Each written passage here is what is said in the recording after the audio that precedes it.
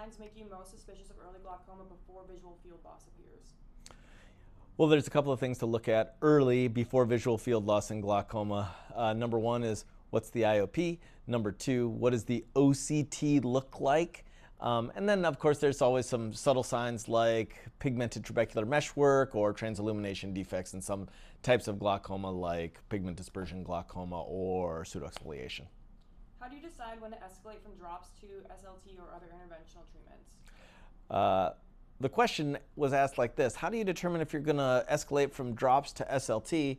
And I would say that that should be reversed, that it should be SLT first, and then how do I decide to escalate to drops or other therapies? So main point, SLT should be first. Second point, if I think that it's a jump ball sometimes. You know, prostaglandins are good medications and generally well tolerated, but they're going to have chronic side effects. If it was my eye, I think that I would probably rather have a drug delivery option versus a prostaglandin, or even stents prior to adding a prostaglandin, and then the prostaglandin eye drop would be my next move. What's the most misunderstood aspect of IOP variability in real-world patients? IOP variability is a fascinating topic. We have patients whose pressure goes way up at night, and we think a lot of the damage is done there. We think about these IOP elevations as perhaps driving the damage. There's new treatments like the ocular pressure adjusting pump that we developed here that can, for the first time ever, address these nocturnal IOP elevations. And so we're treating glaucoma better than we ever have been. And the nice thing about this is that it works in addition to all the other treatments they may already be on. How do you counsel patients who have normal tension glaucoma but don't believe they have a disease yet? Normal tension glaucoma is a tough one because it starts with the word normal. And so what it really means is that their pressure is in the normal range, but they still have glaucoma. Fascinatingly, in the United States, 30% of patients that have glaucoma never had a high eye pressure. In Japan, 80 to 90% of patients that have glaucoma never had a high eye pressure. Glaucoma is not a high pressure disease. However, it is a disease where the only treatment is to lower the eye pressure further. So normal tension glaucoma is a misnomer.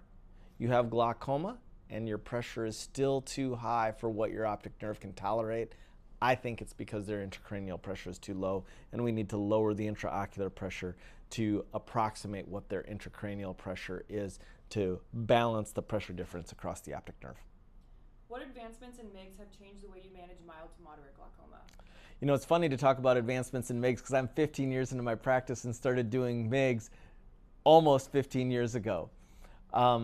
Basically, the angle of the eye where the fluid drains out is one of the most crowded anatomical spaces in the body. There are so many devices that we can use in these spaces, and there has been innovation, but the real innovation came when the iStent was first approved and said, hey, angle surgery can work in adults. That was real big innovation. Since that time, we've had many innovations where we've made improvement to the stents, we've had different size devices, we've done goniotomies. All of them have a role to play in the glaucoma, and it's really a risk-benefit calculation.